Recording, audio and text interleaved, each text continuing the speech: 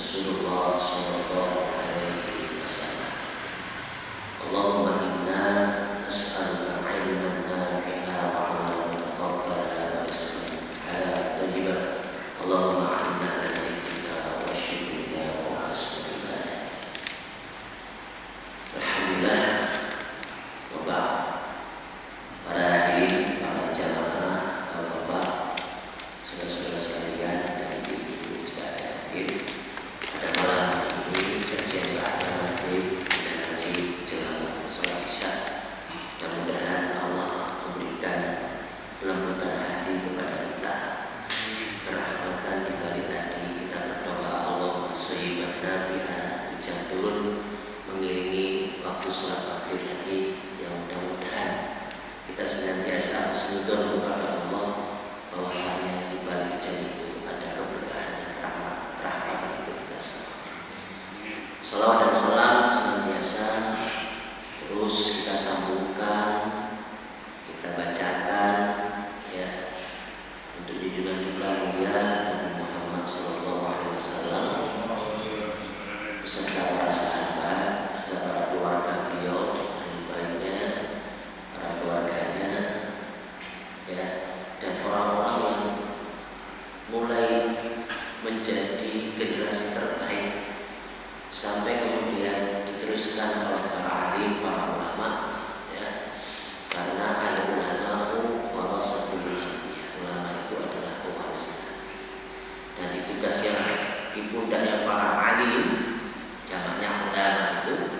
Disitulah kemudian kita mendapati risalah nubuwah itu diteruskan, dan tentunya banyak hal yang mestinya menjadi fardu wajib bagi kita itu untuk kita cari tahu. Saya pribadi masih fakir, masih miskin ilmu, sehingga kemudian kalau saya ada di atas, duduk di antara dengan saya mohon maaf, ya. Ini kalau ada protokol yang jalan yang saya di depan, ya. Orang yang masih pakai ilmu ini hanya diberi mic ini sama meja sama kursi, disuting pula. Nah, bapak-bapak, saudara-saudara, ibu sekalian dari Allah Subhanahu wa taala, pada malam hari ini kita akan membahas tentang bagaimana kita memikul sebuah amanah dari Allah Subhanahu wa taala, tentang bagaimana kita memikirkan dengan sungguh-sungguh dan serius generasi penerus kita. Dan inilah yang menjadi salah satu misi dari diciptakannya laki-laki dan perempuan. Dita'arufu, mereka saling berkenalan, dan kemudian diciptakan jenis laki-laki dan perempuan, kemudian berlangsung di antara mereka dengan kita sebut pernikahan, ya.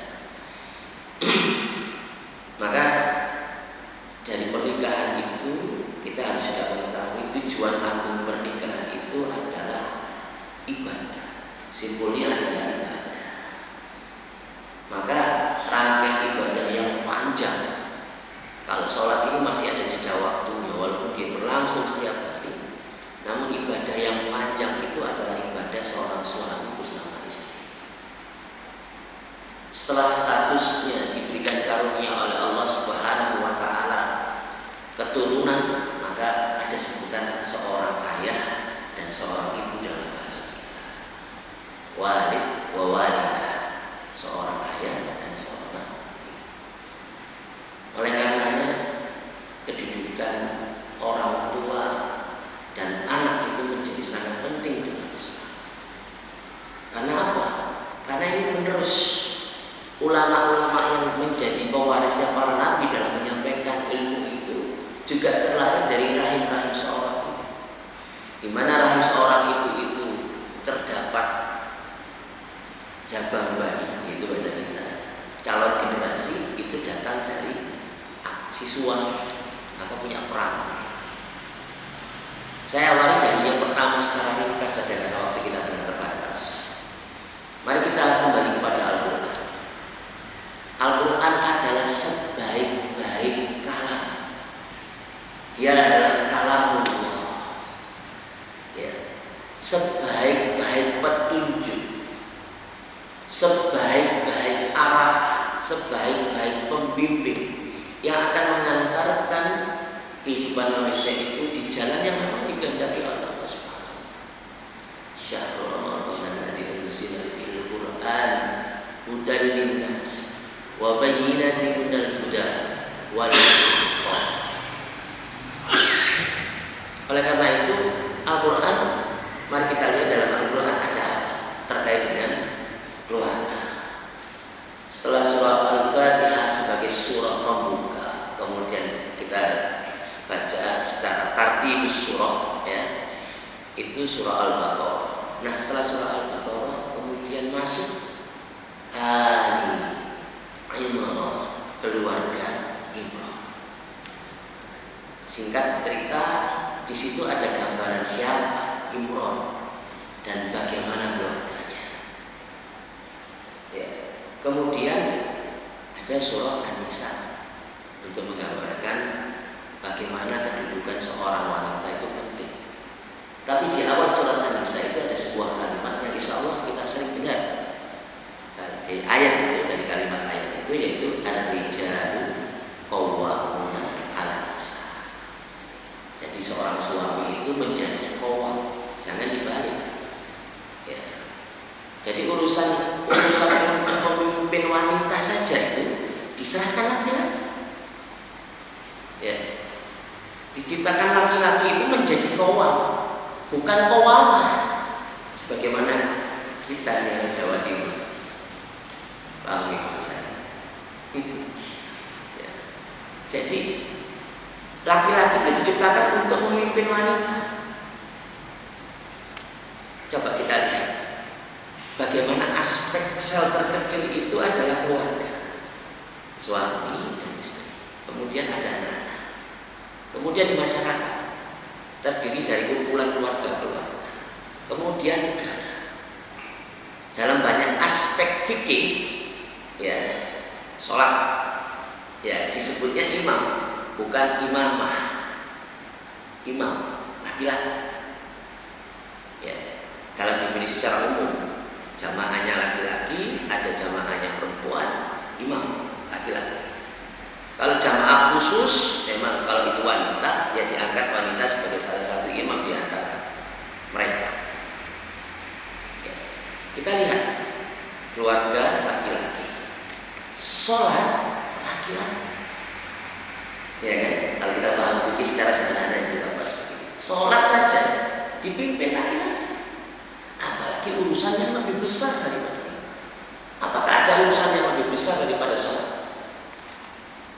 Ya, ada. Tetapi apakah ada yang lebih tinggi nilainya daripada sholat? Ya, ngurusin rakyat itu harusnya dipimpin laki-laki, bukan perempuan. Ya, kita akan bertanya ini, apa nggak ada orang Jawa Timur ini yang pintar-pintar yang pulang ya? Ya. Maka kemudian kita akan lihat ada satu nama wanita yang kemudian dalam Al-Quran itu yang diabadikan oleh Allah Subhanahu wa taala sebagai Zakiyatun Niswa atau Zakiyatun Niswa, wanita yang suci, dan hanya satu disebutkan sebagai nama itu, yaitu Maryam. Kemudian kisah-kisah dalam Al-Quran kita lihat Nabi Ibrahim alaihissalam, Ishak dan Ismail, dan kisahnya di antara keduanya. Ada sosok orang tua bernama Nabi Ibrahim alaihissalam, berputra Ishak dan Ismail. Ya, kemudian siapa lagi? Nabiullah Musa alaihissalam. Ya, dikisahkan bagaimana kelahirannya dan dikisahkan bagaimana perkembangan beliau, walaupun di tempat seseorang yang zalim luar biasa. Tapi begitulah kisah yang benar disampaikan oleh Allah. Nabi Musa terdidik walaupun di tempat kezaliman, tapi bersama orang tua dalam masa-masa yang paling asas, paling mendasar. Nabi Yusuf, ya, dikisahkan bagaimana seorang ayah harus mendidik ya 12 anaknya dalam kisah yang dipisahkan dengan panjang lebar dalam surat Yusuf itu.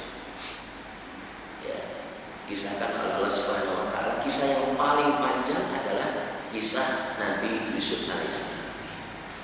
Runut dalam satu surah. Nabi Musa tidak dijadikan nama beliau sebagai nama surat, tapi nabi yang paling sering dikisahkan di dalam Al-Quran.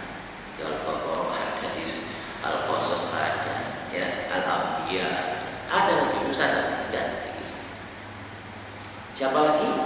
Luqman. Bukan seorang nabi, tapi hamba Allah yang salih. Dan kalau kita baca surat Luqman, intinya adalah parenting kalau istilah orang sekarang. Ya. Jadi ilmu bagaimana menjadi orang tua itu menjadi penting. Dan yang terlihat hari ini di hadapan Al-Fakir ini, kita nih, saya juga sedang mendapatkan amanah menjadi seorang ayah. Mari kita lihat. Ada Imran, ada Nabi Ibrahim, sosok-sosok ayah. Ada Luqman, dan tidak kalah lupa kita adalah ada Rasulullah Muhammad Sallallahu Alaihi Wasallam. Kemudian ada karakter keluarga yang punya pasangan, positif, negatif, positif, negatif. Apa maksudnya? Orang yang soleh mendapatkan pasangan yang soleh. Rasulullah Muhammad Sallallahu Alaihi Wasallam, Nabiullah Ibrahim alaihi salam, ya, Imran bersama istrinya, Luqman ya tentu bersama istrinya, positif. Ada yang positif, negatif. Nabi Nuh alaihi salam mendapatkan istri yang membangkang.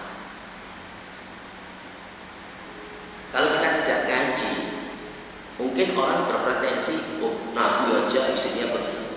Itu sebagai pesan pelajaran, tetapi tidak menjadi alibi bagi seorang laki-laki kemudian menjadikan kesalahan itu menuju kepada Nabi Nuh, tidak.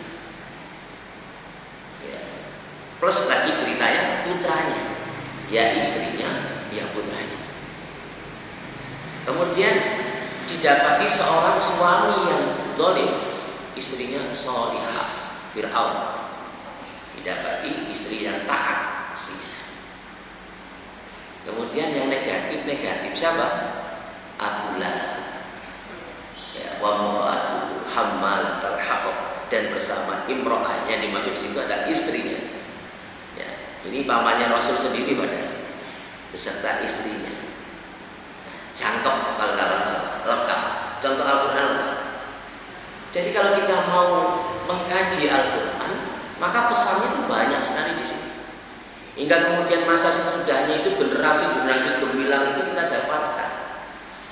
Ya, tidak jauh dari itu ada Usamah bin Zaid, panglima termuda yang ditunjuk oleh Rasulullah SAW, putra dari Zaid bin Harits. Pemuda-pemuda Ali bin Abi Thalib, ya, pemuda-pemuda seperti Abdurrahman bin Auf yang sukses dalam bisnisnya. Ya, termasuk kemudian para tabi'in, dan para pejuang-pejuang Islam. Kita sebut nama-nama Salahuddin Al-Ayyubi, penakluk Palestina. Ya, kemudian Saifuddin Qutuz, ya, panglima perang melawan pasukan Mongol. Kemudian Muhammad Al-Fatih, penakluk Konstantinopel. Sebuah janji yang akan dibuktikan. Ya, ada dua kota besar nanti ini yang akan ditaklukkan, yaitu Konstantinopel dan Roma. Tinggal satu kota yang belum. Yang satu sudah terwujudkan janjinya oleh Muhammad Al-Fatih dengan menaklukkan Konstantinopel di Istanbul, di Turki. Janji itu terwujudkan. Yang sebelumnya generasi-generasi sahabat yang datang ke sana, bahkan Muawiyah datang ke sana, belum. Namun janji itu baru terwujud setelah kemudian Muhammad Al-Fatih. baru kemudian pejuang-pejuang di semua belahan dunia Islam, termasuk di tanah Indonesia. Pangeran Diponegoro, Teuku Umar, Junadi, Sultan Hasanuddin, ya, dan semua pahlawan-pahlawan Islam yang ada di tanah air. Para jamaah rahimakumullah, yang menjadi pertanyaan itu kita tadi bermula dari ar-rijalu qawwamuna 'alan nisa. Maka menjadi penting bagi kita adalah bagaimana generasi-generasi terbaik itu bisa lahir.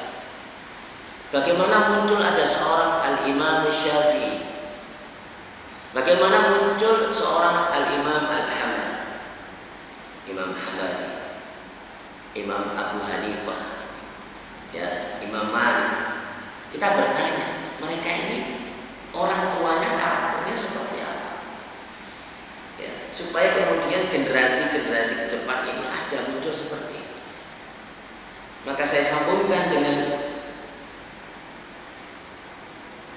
sabda Rasulullah SAW. Saya cuplikan dalam kitab Min Kunuzis Sunnah, ya, karangan Muhammad Ali As-Sabuni, salah satu ulama Suriah. Yang kemarin Suriah berhasil, ya, menumbangkan, ya, diktator yang dolim yang luar biasa, namanya Bashar Assad. Ini ada ulamanya dari saya, Muhammad Ali As-Sabuni. Di salah satu bab beliau Min Kunuzis Sunnah ini, ya, diberikan judul Tarbiyatul Anbiya. Hadis ini diberikan topik oleh beliau dengan judul Tarbiyatul Anbiya, pendidikan ala Rasul, pendidikannya para nabi. Hadis diriwayatkan oleh Ali bin Abi Thalib radhiyallahu anhu, anna Nabiyya sallallahu alaihi wasallam qala addibu auladakum ala salasi khisal. Ajarilah, didiklah, ya, berikanlah pengetahuan kepada anak-anakmu itu pada 3 hal. Apa? Jawabannya yang pertama, hubbun nabi, cinta kepada nabi. Kemudian wa hubbu ali baiti, dan mencintai keluarganya. Dan yang ketiga, wa tilawatil Quran, dan ajarkanlah anak-anakmu itu membaca. Fa inna hamalatal Qur'ani fi dhilli arsillah, karena sesungguhnya para pengemban Al-Quran akan mendapatkan perlindungan, akan mendapatkan naungan dari Allah Subhanahu wa taala di arsy. Yauma la zilla illa zilluhu, di hari di mana tidak ada naungan selain naungan dari Allah Subhanahu wa taala, yang mana naungan ini sebelum diberikan kepada manusia, naungan ini diberikan zilluhu ma'a anbiya'ihi wa asfiyaihi. Naungan ini diberikan kepada para nabi dan orang-orang yang dikasihi oleh Allah Subhanahu wa taala. Jadi nanti kita ini, para orang tua, akan berhak mendapatkan naungan dari Allah Subhanahu wa taala. Ini di luar pembahasan yang 7 golongan, ya. Kalau 7 golongan itu disebutkan macam-macam itu. Nah, salah satunya yang juga akan mendapatkan perlindungan dari Allah, naungan dari Allah Subhanahu wa taala ini adalah para orang tua yang mampu mewujudkan 3 hal ini. Dan saya yakin 3 hal inilah yang juga menjadi bekal utama untuk melahirkan generasi-generasi sebagaimana Muhammad Al-Fatih, Salahuddin Al-Ayyubi, Al-Imam Syafi'i, ya, rahimahullah. Apa yang pertama? Yang pertama adalah hubbu nabi, mencintai Nabi. Bagaimana cara mencintai Nabi? Maka kenalkanlah Islam, maka kenalkanlah arkanul iman, al-imanu billahi wa malaikatihi wa kutubihi, ya, wa rusulihi. Salah satunya wa rusulihi. Bukan dikenalkan pada tokoh-tokoh yang hari ini keren-keren banget katanya begitu. Bukan. Maka kenalkan di pendengaran anak kita itu kalimat yang sampai di telinganya itu kata Muhammad Sallallahu Alaihi Wasallam. Makanya salah satu sunnahnya ketika anak dilahirkan itu di azan di telinganya itu. hingga sampai pendengaran itu ketika dia sudah dohir lahir ke dunia. Tapi ketika berada di dalam rahim istri kita itu sebenarnya sampai itu. Kalau kita kenalkan dalam fase-fase perkembangan kelahiran kehamilan istri kita itu, perkembangan janin bayi itu, kalimat-kalimat thayyibah. Makanya begitu dahsyat kalau kemudian ada seorang ayah atau seorang suami yang mendampingi istrinya dalam keadaan hamil itu didekatkan dengan kalimat-kalimat yang thayyib. Manakah kalimat yang paling atyab atau paling thayyib itu? Kalamullah, Al-Quran. Al-Quran yang bagaimana yang benar? Al-Quran yang langsung dibacakan. Nah kan berarti begini urutannya itu. Kalau kita mau mendidik, berarti pendidiknya ini juga harus dididik. Ya kan? Siapa? Orang tua hari ini. Ya tentu kita akan melihat bagaimana kondisi kita masing-masing. Tapi kita masih punya waktu untuk bisa memperbaiki. Kalau toh itu terlewat fase itu, di fase berikutnya apa yang bisa kita lakukan? Nanti kita ke sana di waktu yang singkat. Tapi intinya adalah seorang pendidik, murabbi, ya, dia harus juga dididik untuk bisa menyampaikan. Dia pegang atau kita pegang perut istri kita, kemudian kita bacakan kalimat-kalimat thayyibah, kita bacakan, kita tilawahkan Al-Quran sebagai bacaan yang terbaik, bacaan yang termulia, bacaan yang disucikan, ya, bacaan yang kemudian mampu menggetarkan arsy. Al-Quran. Bagaimana kalau pakai MP3 saja Ustaz? Saya kan belum bisa ngaji. Ya, saya jawab ya apa-apa. Tapi akan lebih afdol, ya, kalau itu dibacakan oleh orang tua, dan itu energinya luar biasa. Dan ini kan kita, ya, membacakan Al-Quran. Kalimat itu didengar, masa sih di dalam kita itu kan harus punya daya daya ribat gitu ya. Maksudnya daya mengaitkan semua kebesaran Allah dengan keimanan itu sampai pada hal-hal yang seperti itu. Ya kan? Di dalam itu memang dia sedang dirahim dalam kasih sayang. Rahim itu kan kasih sayang. Ya, makanya dikasih nama rahim. Ya, penuh kasih sayang selama 9 bulan itu berkembang. Dia dengar, dia akan mendengarkan apa yang kita bacakan. Bacaan yang terbaik itu adalah Al-Quran. Jika generasi-generasi itu, ya, sebagaimana diturunkan pertama kali tartibul ayah, kali tartibul ayah atau tartibul ayah ini berdasarkan nuzulnya Quran, yaitu surah Al-Alaq, apa yang dikatakan? A'udzubillahi minasyaitonirrajim. Iqra bismi rabbikal ladzi khalaq. Baca apa?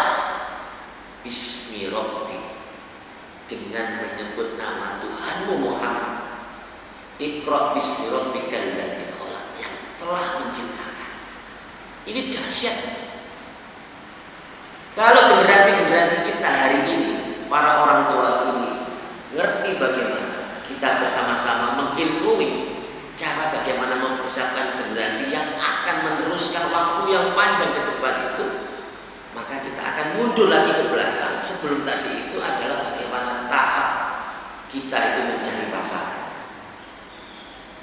Kalau kita orang tua sekarang, berarti kitalah yang kemudian secara selektif bagaimana kemudian mengarahkan putra-putri kita itu mencari pasangan-pasangan yang solih jika dia putri, dia mencari pasangan yang solihah jika anak kita putra, supaya kemudian ada fase dan tahapan-tahapan. Kita mau bicara generasi emas, kita mau bicara generasi robbani, kita mau bicara generasi Qurani, kita mau bicara generasi Al-Fatih, sang pembebas satu kota yang belum terwujudkan dari ini.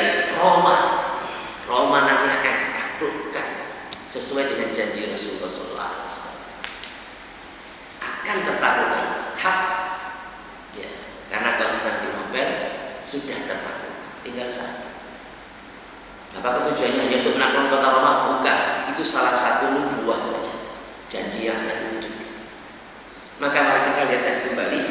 sebelum kembali pada hadis ini dan ayat-ayat dalam Al-Quran yang banyak sekali itu sebagai tarbiyatun ilahiyah, ya, pendidikan yang langsung sumbernya dari Allah Subhanahu wa Ta'ala. Jadi kalau kita hari ini kita mundur lagi ke belakang, bukan untuk kita tapi untuk generasi kita berikutnya, adalah kalau dia di fase kehamilan maka antarkan itu, di fase kelahirannya maka antarkan perkembangan dengan kalimat-kalimat yang baik, dengan bahasa-bahasa yang asal, ya. Kalau kemudian sudah masa anak-anak, didiklah mereka itu dengan hadis Rasulullah SAW, adibu auladakum ala salasi khisalin hubbun, cinta pada nabinya. Bagaimana kita akan mengisahkan Nabi kita Rasulullah Muhammad SAW sedangkan kita tidak mengerti siapa beliau? Berarti kita harus mengilmui, membaca, mencari tahu, mengkaji dan seterusnya siapa baginda Rasulullah Muhammad SAW. Penting. Jadi penting sekali. Karena mau kita tanamkan betul, saya tidak mau yang ada di benak anak saya itu manusia-manusia yang secara imani itu tidak jelas, gitu. Apalagi jelas-jelas kufur misalkan. Yang mau saya tanamkan, maksudnya kita bicara, saya mewakili panjenengan semua. Kita yang mau kita tanamkan adalah yang sampai di benaknya anak-anak, yang sampai di sanubari mereka, yang sampai masuk ke dalam dada mereka adalah sosok yang mulia baginda Rasulullah Muhammad SAW. Jika itu dikisahkan mulai dari awal, baik sampai dibacakan kisah-kisahnya, ditanamkan sikap-sikapnya, maka dia akan senantiasa, Umi, kalau begini Rasulullah gimana ya? Kalau Rasulullah makannya kayak gimana caranya makannya? Kalau Rasulullah jalan itu gimana? Kalau Rasulullah itu tidur gimana, Umi? Apa? Gimana Rasulullah itu? Apa hewan yang beliau tunggangi? Bagaimana cara makannya beliau? Bagaimana cara minumnya beliau? Bagaimana caranya beliau itu berbicara kepada anak-anak, kepada orang tua, kepada istrinya, kepada putri-putrinya. Ya, sampai begitu kalau anak-anak itu sudah bertanya, maka akan keluar di satu saat ketika dia bergaul, bersosial, ketika dia melihat temannya itu makan dengan tangan kiri. Teman, ya, Rasulullah itu makannya tangan kanan. Baca bismillah dulu sampai duduk. Kalau sampai bisa menghasilkan anak yang seperti itu, menjadikan mereka itu memiliki karakter yang kuat seperti itu, maka kita mendapatkan investasi amaliyah yang luar biasa. Ya. Maka inilah paket lengkap hukum Nabi, cinta pada Nabi, ya, cinta pada Nabi semuanya. Jangan sampai kemudian salah gitu mendidiknya itu, sampai pada kaitannya kedua cinta kepada ahli bait. Di luar ini semua kisah yang terjadi hari ini sampai terjadi, di luar sana sebagian saudara kita mempersoalkan nasab, ya, tertentu dari keturunan Nabi, ya, wallahu a'lam bishawab. Ya, saya dalam hal ini ya sukut dia, ya. Tapi saya menanamkan kepada anak-anak saya cinta Nabi. Perkara keturunan Nabi yang sebenarnya diperdebatkan, seseorang boleh mengambil berpihak kepada siapa saja terserah. Ya, tapi mari kita lihat nanti di situ. Yang tendensius banget, yang bagaimana hati kita nggak bisa ditipu, keberpihakan kita nggak bisa ditipu. Tapi ala kulli hal kita akan sibuk ke dalam kembali ke rumah kita masing-masing. Sudah belum anak-anak saya ini atau bahkan diri kita itu mengenal Rasulullah Muhammad Sallallahu Alaihi Wasallam. Dan yang ketiga para jamaah Allah, yaitu mengajarkan tilawatul Quran, membaca Al-Quran. Ini penting sekali. Saya berwasiat untuk diri saya dan keluarga saya. Ya, orang tua saya dulu pendidikannya tidak sebagaimana Allah mengaruniakan kepada putra-putrinya dan termasuk kepada Al-Baqir. Bisa ngaji. Maka semenjak hari itu saya sadari orang tua saya punya investasi, bisa mengantarkan Al-Baqir bisa sampai seperti ini. Maka Al-Baqir juga bertekad untuk menjadikan putra-putri Al-Baqir itu harus di jalan yang diridhoi oleh Allah. Maka karena waktunya singkat ya, dengan surah Al-Alaq didiklah keluarga kita semua, diri kita, istri kita, anak-anak kita dengan surah Al-Fatihah. Kenapa surah Al-Fatihah? Bismillahirrahmanirrahim.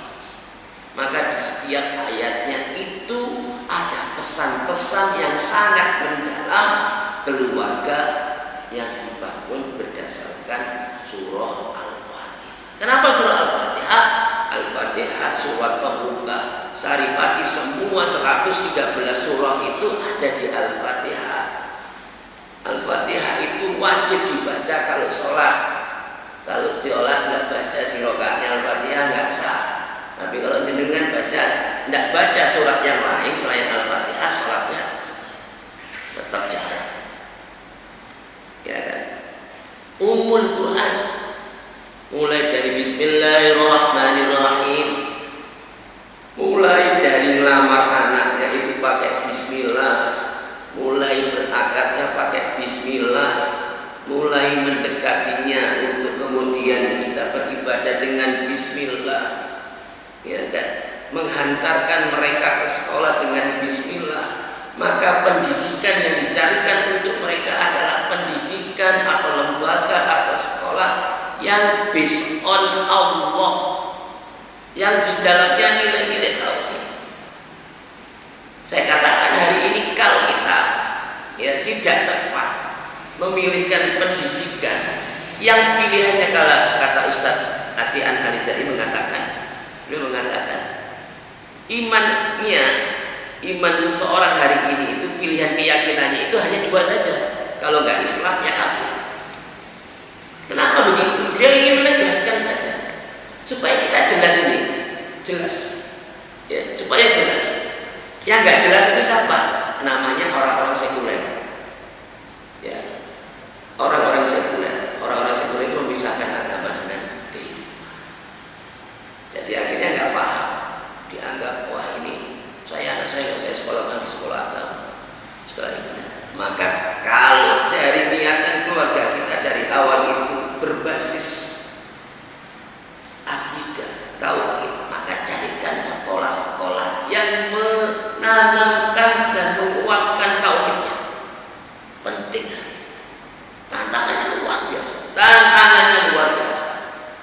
Kalau kita pengen menjadi orang-orang yang mendapatkan ridhonya Allah, satu keluarga, ketika kita berdoa kepada Allah, Rabbana hablana min azwajina wa dzurriyyatina qurrata a'yun waj'alna lil muttaqina imama.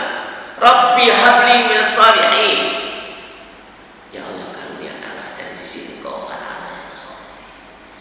Bagaimana mungkin kita mencetak, menjadikan anak-anak yang kita itu soleh? Satu tadi kita harus soleh, istri kita jadi harus solihah, lingkungan juga harus soleh, pendidikan juga harus soleh.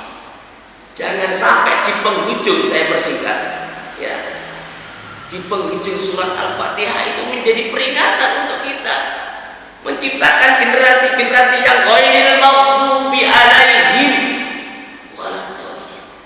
Jangan sampai generasi kita itu adalah generasi walan tarda ankal yahudu walan nasara hatta tattabi'a hatta tattabi'a millatahum.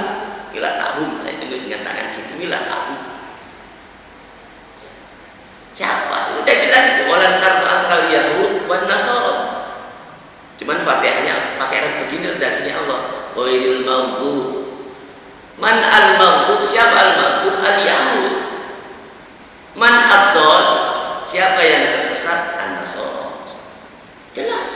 Maka jangan sekolahkan di lembaga-lembaga yang kemudian memuat kurikulum-kurikulum yang walan tarda ankal yahud.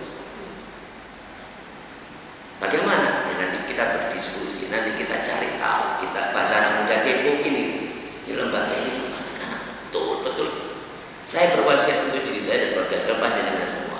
Kita mengkondisikan generasi kita ini luar biasa tantangannya. Selain ikhtiar dan bagaimana dengan pesan pentingnya, mari kita ingat apa yang keluar dari lisan baginda Rasulullah Muhammad SAW yang mulia itu pasti membawa maslahat, pasti membawa kebaikan bagi siapapun yang mengikutinya. Jangan berbicara saya ini nyunah-nyunah, tapi bagian yang ini juga penting apa? Mengajarkan mereka tentang Al-Quran. Jangan sampai Al-Quran jadi pacaran, tapi Al-Quran itu betul-betul mengantarkan suasana kehidupan berkeluarga kita. Hidup kita ini akan berkah kalau di dalam rumah itu bacaan Al-Quran itu ada.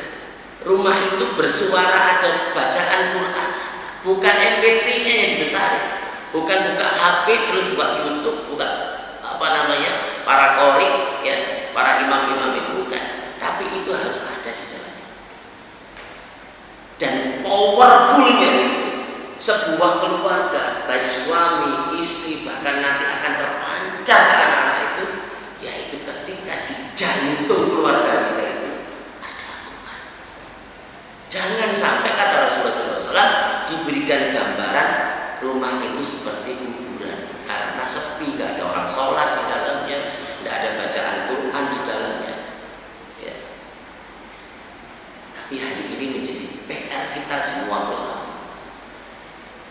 Gak ada kata terlambat, Pak. Ya, para jamaah, gak ada kata terlambat. Ngaji itu walaupun sudah bisa belajar, pokoknya gimana caranya Al-Quran itu ada. Enggak ya saya paksa kadang Rami juga, ya nggak apa-apa. Ini awal-awal mengkondisikan dulu anak saya. Pokoknya mau dengan baca maghrib ada api ngaji. Baca subuh paksa kadang-kadang sudah ngadepin anak-anak gini tuh. Waduh ini tidak ngaji.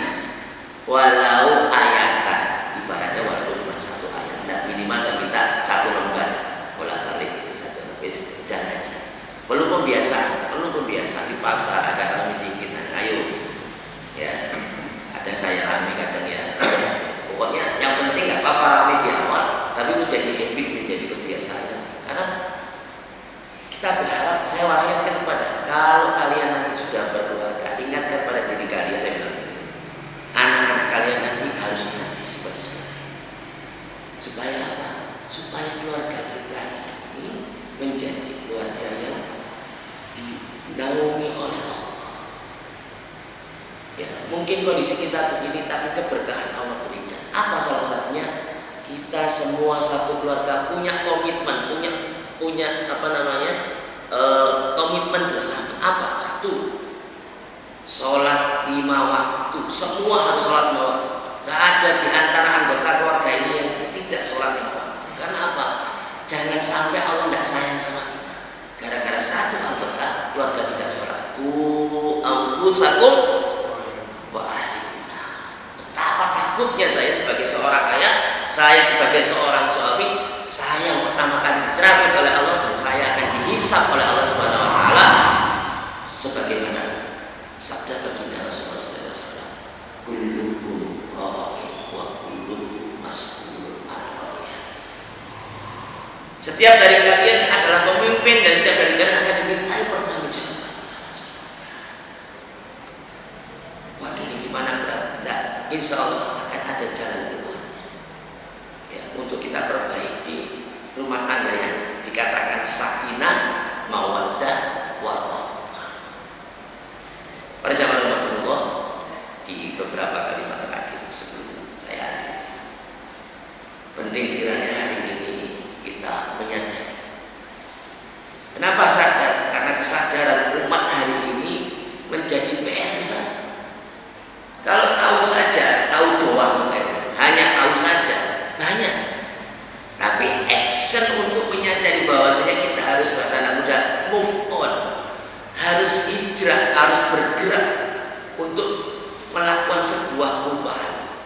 Mungkin hari ini kita tidak bisa merubah tatanan sistem yang hari ini luar biasa carut marutnya, luar biasa TSM yang terstruktur sistematis dan masif kerusakannya. Mungkin kita bukan menjadi orang yang mampu memperbaiki itu, tapi mari kita perbaiki dari diri kita, keluarga kita.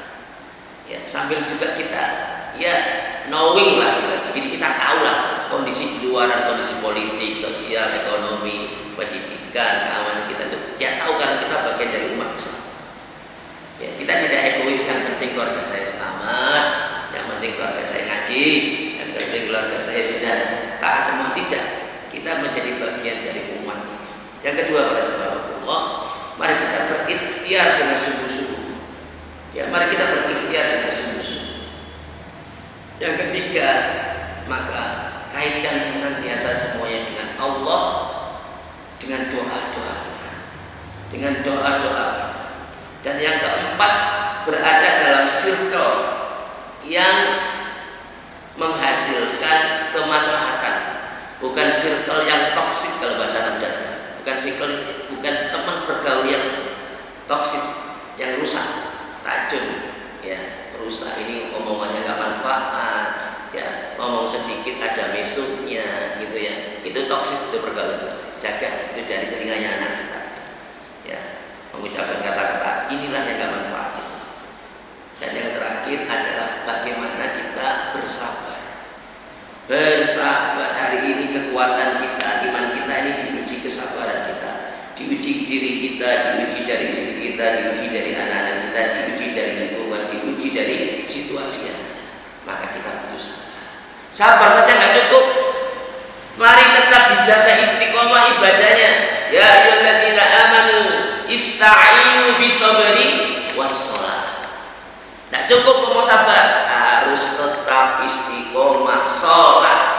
Karena sholat itu cerminan pribadi-pribadi yang kokoh, pribadi-pribadi yang tidak wala tai'asu birahillah, tidak mudah putus asa dari rahmat Allah. Senyampang diri kita, keluarga kita, istri kita, anak-anak kita, menantu kita, cucu-cucu kita, mereka yang menegakkan sholat, maka kita tertenangkan hati kita. Ya, cari menantu yang bisa sholat.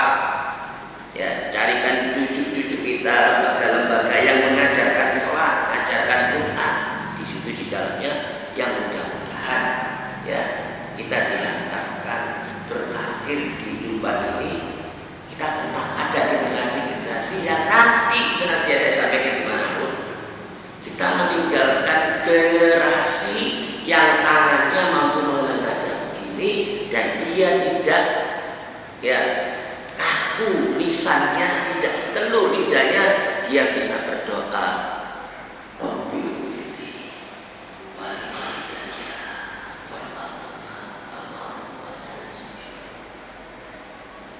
Jika itu tidak bisa diungkapkan oleh lisan, betapa sedihnya, betapa mahalnya sekolah yang sekuler itu yang tidak mampu menjadikan kedua tangan anak kita itu mendengarkan kelak itu dia berdoa wali-wali mungkin kita terbangun di waktu malam di jam 2 pagi kita dapati anak kita menggelar saja. Dia sholat di situ. Kemudian dari ya Allah, ampunilah dosa-dosa dari orang. Ampunilah ya Allah sebagaimana mereka mendidikku. Betapa kita hati, betapa kita hati tentram, tidak kita khawatir. Karena imannya sudah menancap, karena kecintaannya kepada Rasulullah sudah menancap. Karena kita ingin memastikan generasi kita adalah generasi yang robbani, yang cerdas, generasi yang takut kepada Tuhannya, generasi yang mencintai Nabi-Nya, generasi yang mengenal kitab suci-Nya, generasi yang mengenal kiblatnya sehingga dia mampu berdiri untuk menegakkan sholat, generasi yang mampu menghasilkan apa yang kita inginkan. Maka tidak cukup itu semuanya, kecuali kita hari ini bersungguh-sungguh dengan semua ikhtiar, dengan semua doa, dengan semua kondisi yang kita upayakan untuk kita berada dalam keridhaan Allah Subhanahu wa Ta'ala. Demikian para jemaah Allah, mudah-mudahan mengantarkan kemanfaatan, bertambahnya ketaatan, dan mudah-mudahan Allah Subhanahu wa Ta'ala memudahkan urusan kita semuanya.